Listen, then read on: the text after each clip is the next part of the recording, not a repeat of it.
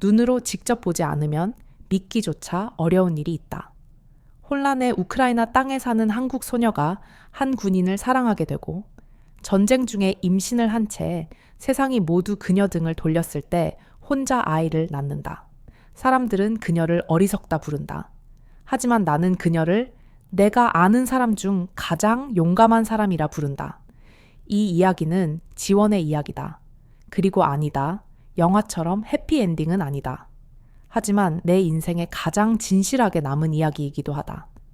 나는 지원이 이성적이고 학구적인 집안의 첫째 딸이라 절대 무모한 짓을 하지 않을 거라 생각했다. 그러다 어느 날 그녀가 내게 고백했다. 나 임신했어.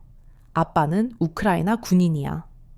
지원은 우크라이나에 정착한 한국인 가정의 외동딸로 20년 가까이 리비우에서 자랐다.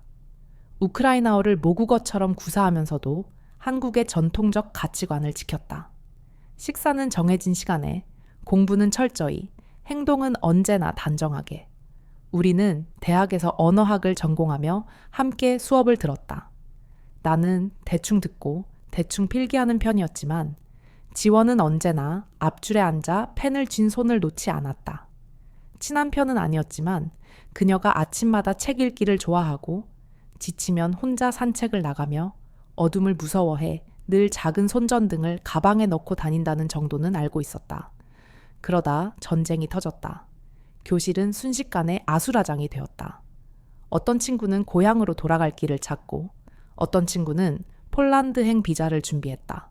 하지만 지원은 한국으로 돌아가지 않았다. 집에서는 얼마든지 긴급 항공권을 마련해 줄 수 있었지만 그녀는 남았다. 사흘 전 도서관에서 그녀가 내게 말했다. 나 자원의료팀 통역하러 남을 거야. 모두가 도움받을 수 있는 건 아니니까. 나는 눈을 동그랗게 뜨고 물었다. 안 무서워? 지금 남는 게 너무 위험한 거 아냐? 그녀는 잠시 나를 바라보다가 조용히 말했다. 누군가 남아있어야 누군가를 도울 수 있잖아. 나는 더 이상 반대하지 않았다. 지원이 마음먹으면 그 어떤 말도 그녀를 막을 수 없다는 걸 알았기 때문이다. 어느 날 임시군 병원에서 통역을 할 때 지원은 막심을 만났다. 그는 예과를 다니다가 전쟁터로 온 젊은 군인이었다. 키가 크고 햇볕에 그을린 피부, 밤색에 살짝 웨이브 진 머리. 나는 한 번도 본 적 없었지만 지원의 얘기로는 그가 조용하고 말이 적으며 늘 남의 말을 경청한다고 했다. 자신의 상처는 아무에게도 보이지 않으려 애썼고 붕대를 단단히 감아놓은 손목 아래로조차 드러내지 않았다. 그리고 무엇보다 지원이 말하길 그의 눈빛이 모든 게 괜찮아질 거라는 희망을 주었다고 했다. 그들의 사랑은 영화처럼 격정적이지 않았다. 조용히 편지를 주고받고 짧은 오후 시간을 함께하며 사진 한 장 없이 지나갔다. 하지만 나는 알았다. 지원이 그를 사랑한다는 사실을 마치 폭풍 한가운데 멈춰서서 누군가에게서도 떠나지 않으려는 결심처럼. 어느 날 내가 장난처럼 말했다. 지원아, 너 전쟁소설 주인공 같다? 그녀는 살짝 웃으며 말했다. 민, 낭만 같은 건 없어. 전쟁 중에 사랑하지 않으면 어쩌면 기회조차 없을지도 모르거든. 나는 아무 말도 하지 못했다. 그 말은 등골이 오싹할 정도로 진실이었다. 어느 저녁 지원이 내게 메시지를 보냈다. 민, 급히 할 말이 있어. 우리는 기숙사 근처에 있는 카페에서 만났다. 발전기를 돌려야만 전기가 들어오는 드문 곳이었다. 지원은 내 맞은편에 앉아 뜨거운 차를 꼭 쥐고 있었다. 창백한 얼굴, 헬쑥한 입술. 나 임신했어, 민. 나는 멍해졌다. 막심의 아이인가? 그녀는 고개를 끄덕였다. 무슨 말을 해야 할지 몰랐다. 머릿속에서는 수많은 질문이 튀어나왔지만 꾹 참았다. 어쩔 건데? 가족에게는 말했어? 전쟁 중인데 어떻게 아이를... 하지만 묻지 않았다. 그저 숨을 내쉬며 물었다. 정말이야? 지원은 오랫동안 나를 바라보았다. 눈은 충혈되지 않았지만 깊은 구렁 같다. 사람들이 날 바보라 할 걸 알아. 그래도 그에게 남은 조각이 있다면 어떤 일이 있더라도 지킬 거야. 일주일 뒤 막심은 도네츠크 인근 전선으로 보내졌다. 전투는 격렬했고 연락이 두절되었다. 지원은 수차례 문자와 전화, 편지를 보냈지만 답이 없었다. 사흘 뒤 그의 부대에서 작은 소포가 도착했다. 낡은 수첩 하나, 손수건 하나, 그리고 미처 다 쓰지 못한 편지. 사체도 공식 사망 확인서도 없었다. 그러나 지원은 이해했다. 그날 밤 폭우가 쏟아지는 가운데 지원은 내 집 앞에 서 있었다. 얇은 가운을 걸친 채 종이 봉투는 흠뻑 젖어번져 있었다. 모굴대에는 핏기도 없이 막심은 돌아오지 않을 것이다. 나는 그녀를 집으로 들였다. 지원은 울지 않았다. 그저 그림자처럼 고요히 앉아 있었다. 어쩌면 어떤 고통은 눈물이 필요 없다는 것을 나는 알 것 같았다. 마치 폭풍이 지난 자리에도 아직 눈처럼 가라앉지 않은 폭풍의 눈이 남아있는 것처럼. 그 비 오는 밤 이후 지원은 마치 다른 사람이 되었다. 수업에도 가지 않고 친구들의 메시지에도 답하지 않았다. 나는 매일 아침 그녀에게 밥 먹었어? 잘 잤어? 필요한 거 있으면 말해라고만 보냈다. 답장은 없었다. 그러다 어느 날 그녀의 어머니에게서 전화가 왔다. 떨리는 목소리로 민, 우리 지원 어디 있는지 알아? 사흘째 집에 안 들어와. 나는 깜짝 놀랐다. 생각보다 심각했다. 자원봉사자들과 기숙사 친구들에게 수소문한 끝에 나는 그녀를 지하철역 근처에 있는 낡은 예배당에서 찾았다. 그녀는 벽에 등을 기대고 눈을 꼭 감은 채 손을 배 위에 올린 채 몇 시간째 앉아 있었다. 울지도 떨지도 않고 나는 옆에 조용히 앉았다. 말없이 어둠이 내릴 때까지 그렇게 있었다. 그러다 지원이 눈을 뜨고 낮은 목소리로 말했다. 집에 가고 싶지 않아. 거기선 이 바깥보다 더 차가워. 나는 말했다. 그럼 우리 집으로 와. 며칠만이라도 편히 있어. 지원은 고개를 끄덕였고 더는 말이 없었다. 그 후 며칠 동안 지원은 내 방에 머물렀다. 말이 줄고 잠이 많아졌으며 거의 먹지 않았다. 나는 그녀가 포기한 줄 알았다. 어느 날 죽 끓인 죽을 가져다 침대까지 받쳤을 때 그녀는 그저 쳐다보며 물었다. 내가 사라지면 누가 기억해 줄까? 민? 나는 무심코 말했다. 네가 사라지면 그 아이에게 아빠가 얼마나 용감했는지 누가 들려줄까? 지원은 한참 동안 말이 없더니 이마를 돌려 벽만 바라보았다. 나는 그녀가 영원히 갈등할 줄 알았다. 그러나 얼마 뒤 나는 그녀가 낡은 수첩에 뭔가를 적고 있는 모습을 보았다. 무슨 글이냐고 묻자 그녀는 막심의 일기 일부를 베껴 적은 것이라며 건넸다. 종이는 닳고 글씨는 물에 번졌지만 나는 겨우 한 구절을 읽을 수 있었다. 내가 아이가 태어나는 날을 보지 못해도 네가 아이에게 말해 주렴. 아빠는 너희 둘을 온 마음으로 사랑했다. 나는 더 이상 아무 말도 하지 않았다. 지원이 이미 결심했음을 알았기 때문이다. 그녀는 이 아이를 지킬 것이다. 며칠 후 지원은 집으로 돌아왔다. 화해하기 위해서가 아니라 부모님께 분명히 알리기 위해서였다. 나는 그 자리에 없었지만 지원의 말에 따르면 아버지는 분을 참지 못하고 찻잔을 산산조각 냈다. 네가 단지 죽은 군인 하나 때문에 인생을 전부 망치고 싶다면 네 마음대로 해라. 고 그가 말했다. 어머니는 아무 말 없이 눈물만 흘렸다. 지원은 잠시 침묵하다가 뜻밖의 한마디를 던졌다. 엄마, 저는 제 삶을 망치려는 게 아니에요. 제가 사랑했던 사람에게서 남은 단 하나의 부분이라도 지키려는 거예요. 그날 지원은 집을 나섰다.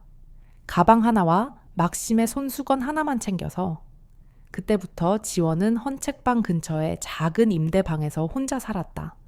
그곳은 그녀가 예전에 인턴으로 일했던 곳이었다. 그녀는 그 책방에서 아르바이트를 구해 월세와 간단한 식비를 벌었다. 그 모습을 보니 그녀가 눈에 띄게 야위어 있었다. 낡은 외투, 창백해진 얼굴, 점점 불러오는 배, 그리고 곁에 아무도 없었다. 가족은 연락하지 않았고 친구들도 난처할까봐 연락을 피했다. 나만이 곁을 지켰지만 내가 할 수 있는 일은 제한적이었다.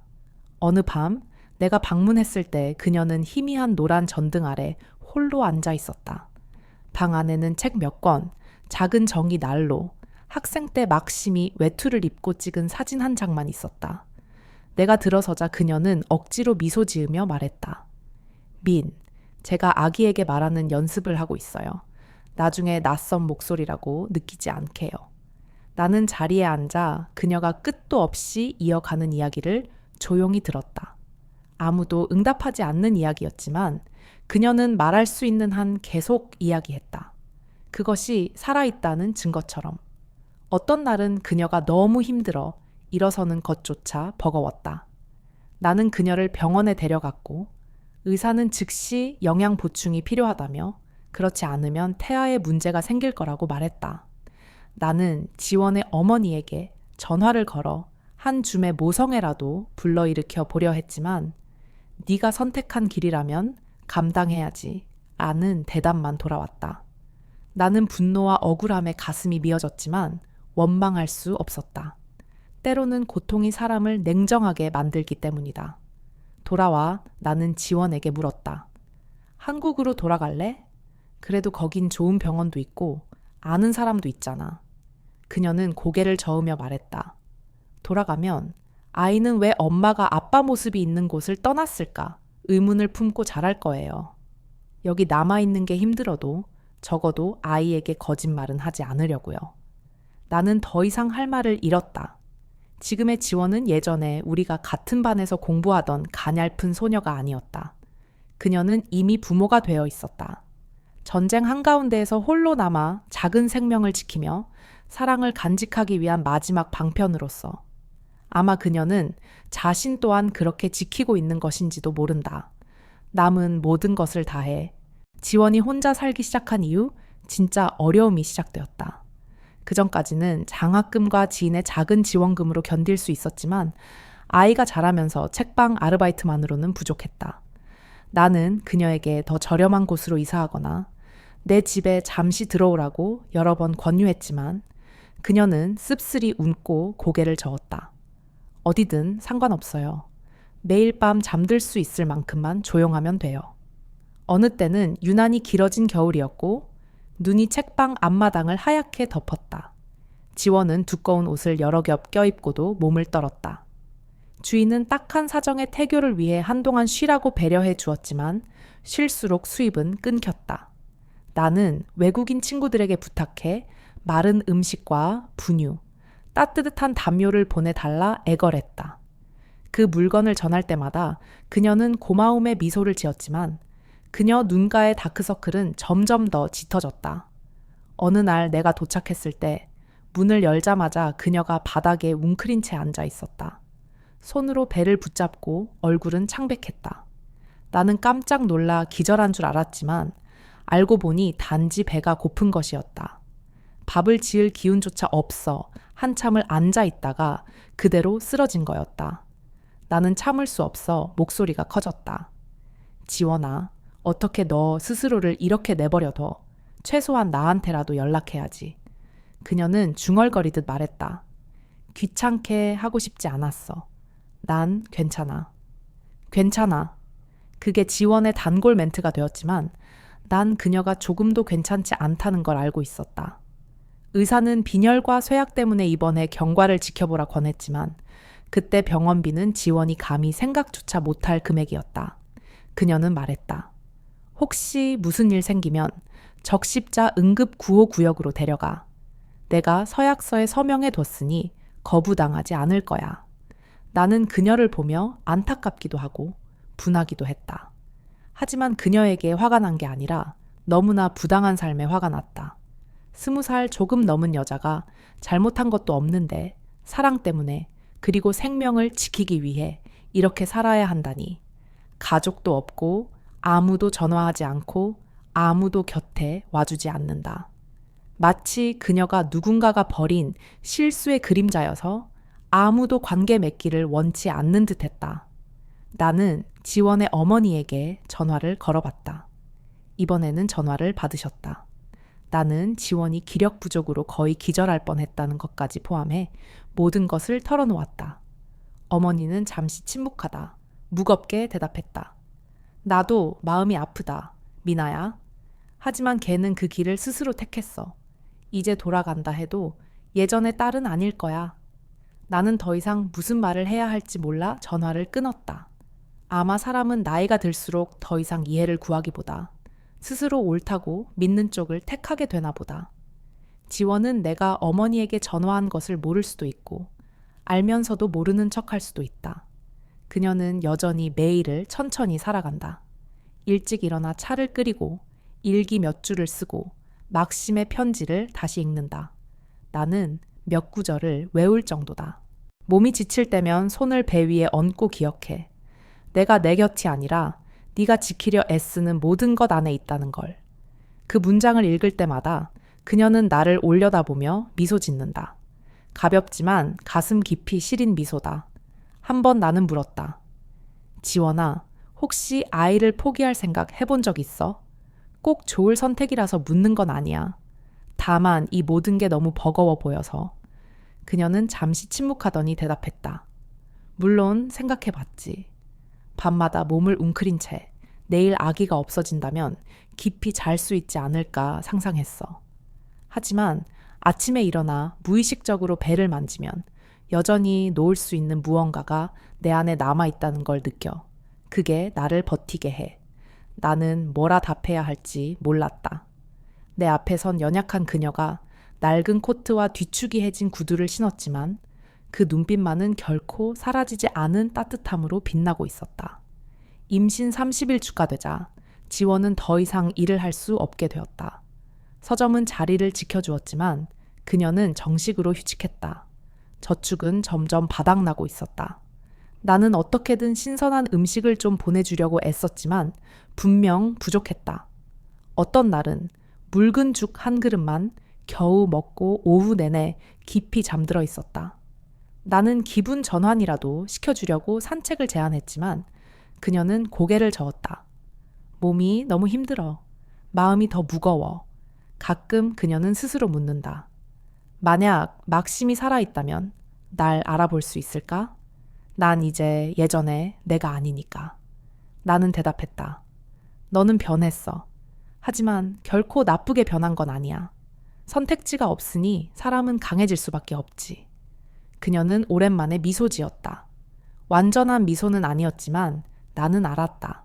그 지독한 피로 끝에서도 지원은 한 가지를 결코 잃지 않고 있다는 걸. 숨을 쉬려고 애쓰는 한 아기는 살아갈 거야. 그리고 아기가 살아간다면 막심, 그녀가 사랑했던 이는 이 세상 어딘가에서 계속 존재할 거라는 걸. 이름도 타이틀도 아닌 피와 기억으로.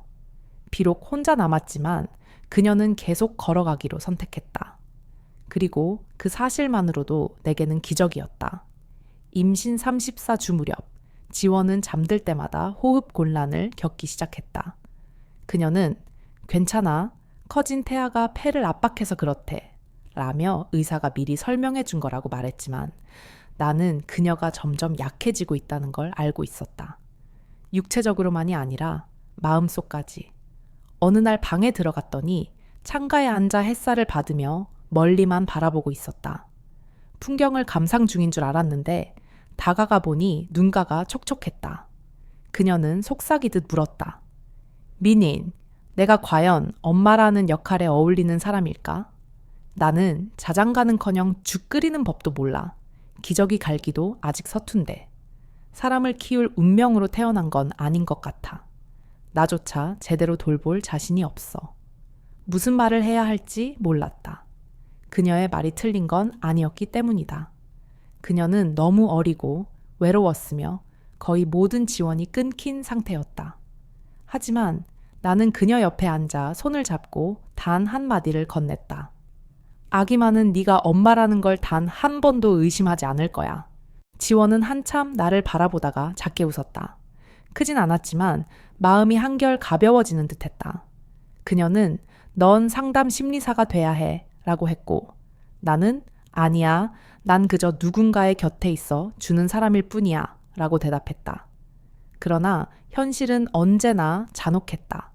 새벽 2시, 3시가 되면 그녀가 전화를 걸어와 잠을 못 이루겠다. 내일 아침에 깨어나지 못할까 봐 두렵다. 아기가 첫 울음을 울 때 곁에 아무도 없을까 봐 무섭다고 했다. 한 번은 내가 달려갔더니 그녀가 바닥에 주저앉아 배를 움켜쥔 채 창백한 얼굴로 헐떡이고 있었다.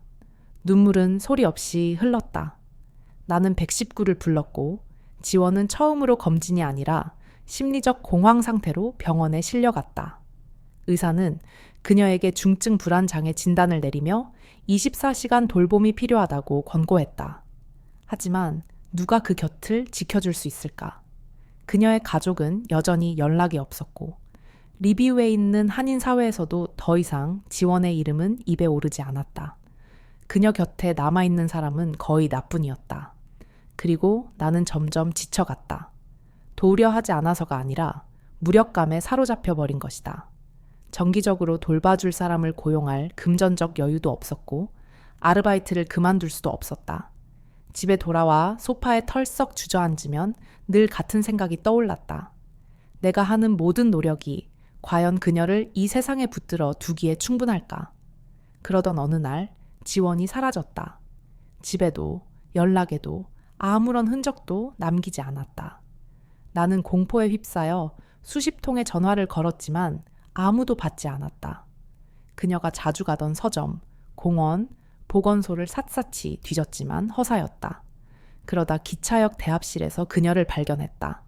깡마른 몸에 얇은 옷, 흐트러진 머리칼, 깊게 꺼진 두 눈은 더 이상 아무것도 바라보지 않는 듯했다.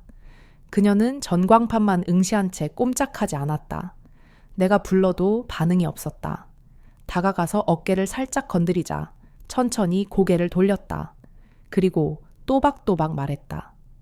나 떠나려고 해. 아무도 내 존재를 모르는 곳으로. 아무도 내 안부를 묻지 않는 곳으로.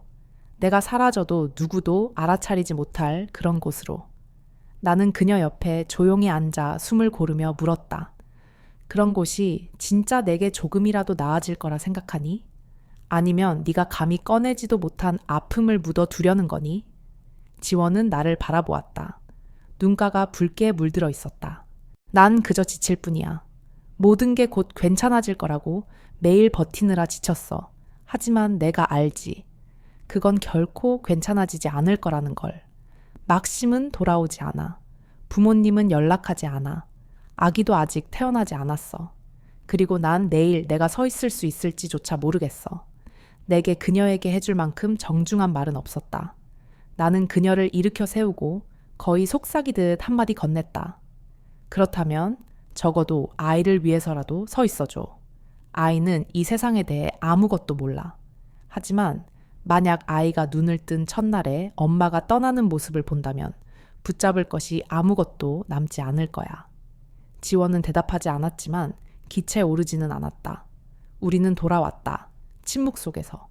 하지만 그날 이후로 그녀는 변하기 시작했다. 왜인지 확실하지 않다. 아마도 너무 지쳐서 더 이상 생각할 힘이 없었기 때문일지도 모른다. 혹은 역에서의 그 순간에 그녀가 완전히 손을 놓으면 앞으로 나아갈 수 없다는 것을 깨달았을지도 모른다. 그녀는 매일 일기를 쓰기 시작했다. 길지 않다. 매일 한 줄씩. 오늘 아이가 첫 번째로 뱃속에서 움직였어. 오늘 엄마는 밥 2공기를 다 먹었어. 오늘 엄마는 울지 않았어. 나는 한 줄 한 줄 읽으며 그 속에서 또 다른 지원이 살아나고 있음을 느꼈다. 강인한 소녀가 아니라 평범한 엄마가. 외롭고 연약하지만 그래도 아직 태어나지 않은 생명에게 하루하루 기울어져 갖는 집 한 채를 지켜주려 애쓰는. 그날 밤 내가 그녀의 방을 떠날 때 지원은 오랜만에 전화를 걸어왔다. 민, 응? 만약 내일 내가 없다면 내 아이에게 막심에 대해 이야기해줘 줄래? 갑옷을 입지 않아도 영웅이 될 수 있는 자상한 아버지에 대해. 나는 고개를 끄덕였다. 그리고 나는 알았다. 내일도 그녀는 버텨낼 거라는 것을. 살아야 할 무언가가 남아있는 한 그녀는 멈추지 않을 것이다. 임신 38 주체 가까워지자 지원은 더 이상 쉽게 걸어 다니지 못했다. 그녀는 작은 임대방 안에만 머물며 책을 읽고 일기를 쓰고 가끔 막심이 좋아하던 음악을 다시 들었다. 나는 매일 들러 약간의 음식을 가져다 주고는 잠시 앉아 아무 말 없이 시간을 보냈다. 우리는 이미 조언하거나 격려해 주던 시기를 지나왔다. 이제 필요한 것은 함께 있어 주는 것뿐이었다. 그날 밤 비가 내렸다. 나는 아직도 선명히 기억한다. 지붕 위로 빗방울이 뚝뚝 떨어지는 소리. 내가 잠자리에 들려고 할 때 전화가 울렸다. 통화 저편에는 지원이 있었고 목소리는 떨리고 쇠약해져 있어서 내가 거의 알아듣지 못할 뻔했다. 민, 나, 곧 올 것 같아. 나는 벌떡 일어나 옷도 못 갈아입고 본능적으로 오토바이를 몰았다. 그녀의 방은 칠흑같이 어두웠고 책상 한 구석에 작은 전등만이 켜져 있었다. 지원은 바닥에 웅크린 채 누워 있었고 창백한 얼굴에는 식은땀이 흘러내렸다. 나는 그녀를 부축해 일으켜 세우고 구급차를 부를 수 있느냐고 물었다. 그녀는 고개를 저었다. 휴대전화 배터리가 나갔단다. 나는 즉시 긴급번호를 눌렀지만 시내에서 큰 사고가 나서 통화 연결이 계속 실패했다. 나는 당황했다. 하지만 지원은 차분한 목소리를 유지하며 가장 가까운 적십자 의료센터로 가자고 말했다. 나는 지원을 채 태웠다. 열차를 부르듯 10분밖에 걸리지 않는 길이 마치 1시간처럼 길게 느껴졌다. 지원은 뒷좌석에 앉아 배를 움켜쥐고 숨을 헐떡였으며 눈을 꼭 감고 있었다. 나는 아무 말도 하지 않았다. 다만 이번에는 지원이 살아남지 못할까 두려웠을 뿐이다. 병원에 도착하자 간호사들이 재빨리 그녀를 들여보냈다. 나는 분만실에 들어갈 수 없었지만 문 밖에 서서 가슴이 터질 듯 뛰었다. 비명소리가 들릴 때마다 이를 악물고 견뎠다. 시간이 흐를수록 우리는 함께 견뎌온 모든 날들이 떠올랐다. 만약 이 세상에 조금이라도 정의가 남아있다면 지원은 살아야 마땅하다고, 그녀가 지켜낸 아이를 볼 자격이 충분하다고 믿었다. 새벽 4시가 가까워지자 첫 울음소리가 들려왔다.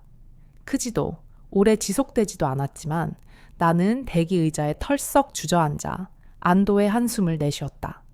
한 간호사가 나와 얼굴에 미소를 띠며 다가와 친인척이냐고 물었다. 나는 고개를 끄덕였다. 산모와 아이 모두 건강해요. 엄마는 기진맥진했지만 괜찮고 남자아이고 조산이었지만 아주 건강합니다. 그녀의 말에 내 눈에서 눈물이 흘러내리기 시작했다. 입장 허가를 받고 분만실에 들어가자 지원은 옆으로 누운 채 아직 땀에 젖은 얼굴로 머리카락이 땀에 눌려 들러붙어 있었다. 붉어진 눈으로 나를 바라보았지만 한 손에는 하얀 얇은 천에 쌓인 작은 아기를 꼭 쥐고 있었다. 그녀는 말없이 나를 보고 다시 아기를 보며 마치 우린 살아있어 라고 말하는 듯 했다. 나는 침대 가장자리에 앉아 조심스레 그녀의 어깨에 손을 얹었다. 지원이 낮게 속삭였다. 민, 고마워.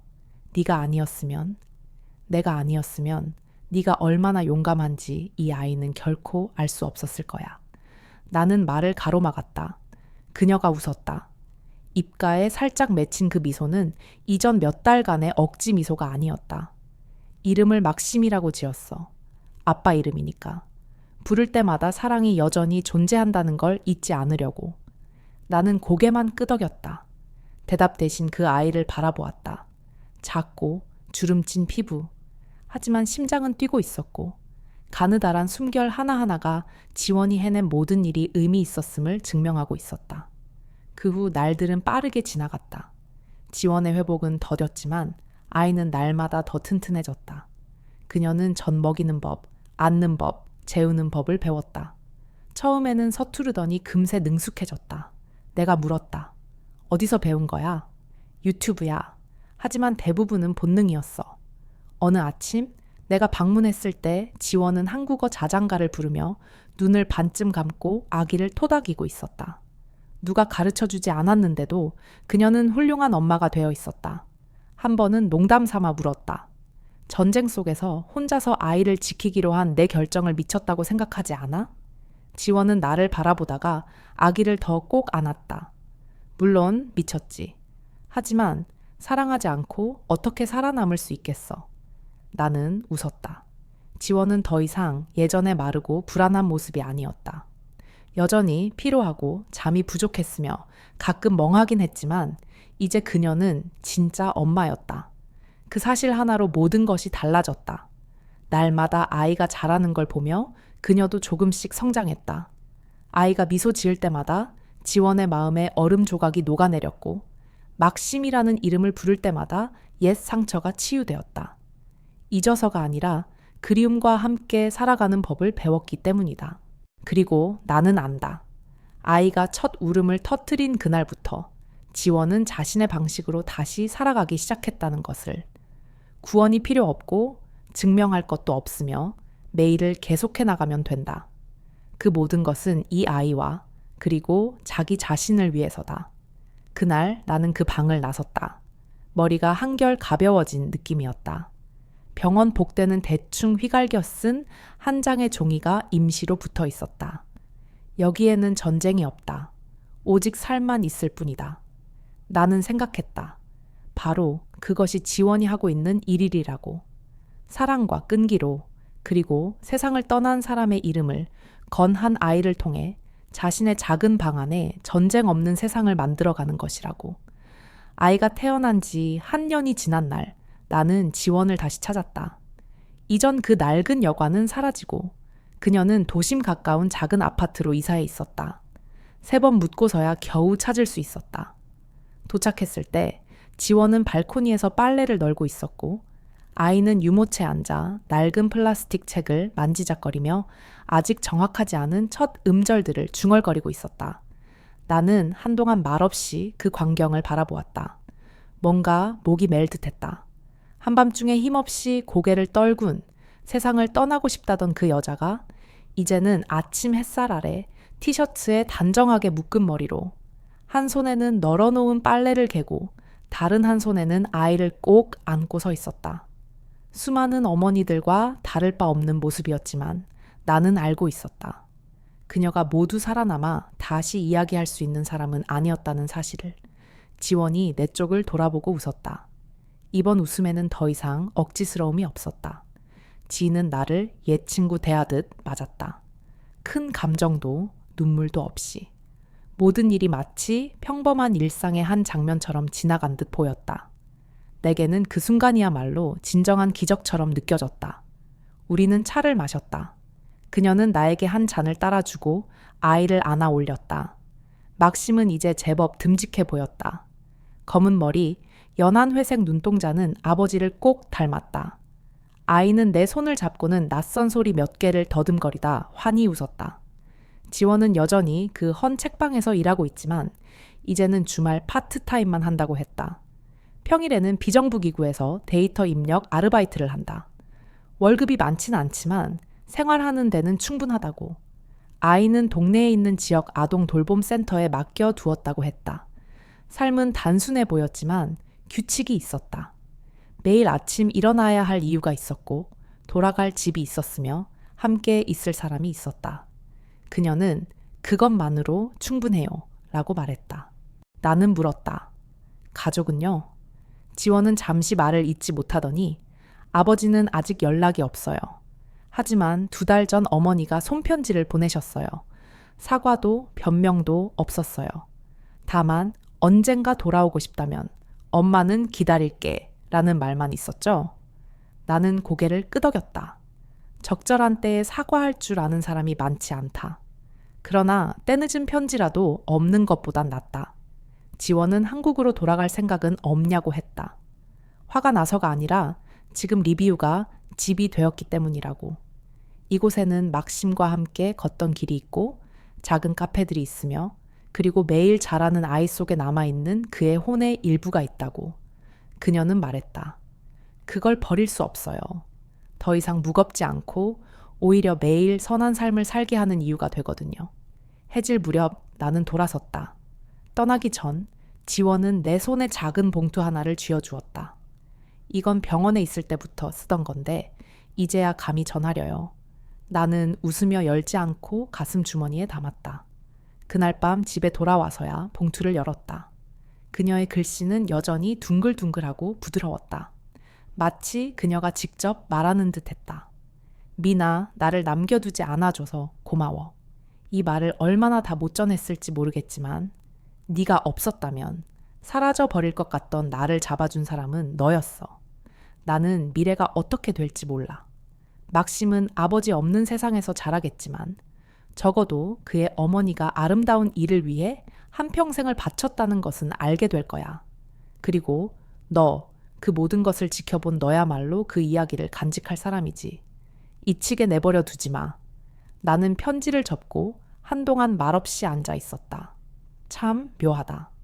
지원의 이야기는 한때 비극이었고 누구라도 듣고 나면 안타까워 고개를 저을 만한 이야기였다. 그러나 이제는 끝이 맺어진 슬픈 곡처럼 부드러운 여운만을 남겼다. 그리고 더 이상 고통을 두려워하지 않게 한다. 나는 천장을 올려다보았다. 막심을 생각하며 지원을 떠올리며 어두웠던 날들, 병원 복대서 밤을 샜던 일들, 배고픔과 피로, 숨 막히도록 길었던 침묵을 되새기며 그리고 오늘을 떠올렸다. 따스한 햇살, 아이들 웃음소리, 뜨거운 차 한 잔, 그리고 내일 아침조차 버티지 못할 것 같았던 한 사람이 지어 보인 미소를. 인생은 정말 예측할 수 없구나. 하지만 내가 확실히 말할 수 있는 것은 이거다. 어떤 상실도 무의미하지 않다. 그로 인해 또 다른 생명이 보존된다면 어떤 사랑도 약하지 않다. 그 사랑이 누군가를 절망 밑바닥에서 일으켜 세울 만큼 강하다면, 그리고 누군가의 이름을 매일 기억해주는 사람이 있다면 진정으로 떠난 이는 없다. 이제 나는 지원을 남은 사람이라 부르지 않는다. 나는 그녀를 다시 시작한 사람이라 부른다. 그리고 전쟁을 겪고 살아남은 사람이라면 누구에게나 이보다 더 아름다운 호칭은 없을 것이다. 이 이야기가 마음에 들었다면 잊지 말고 구독과 좋아요, 친구들과의 공유 부탁해. 여러분의 응원이 더 좋은 이야기와 더 의미 있는 콘텐츠를 만들어가는 힘이 됩니다. 함께 해주셔서 감사합니다. 영상 아래 댓글로 여러분의 생각을 들려주세요. 여러분의 소중한 의견을 기다립니다.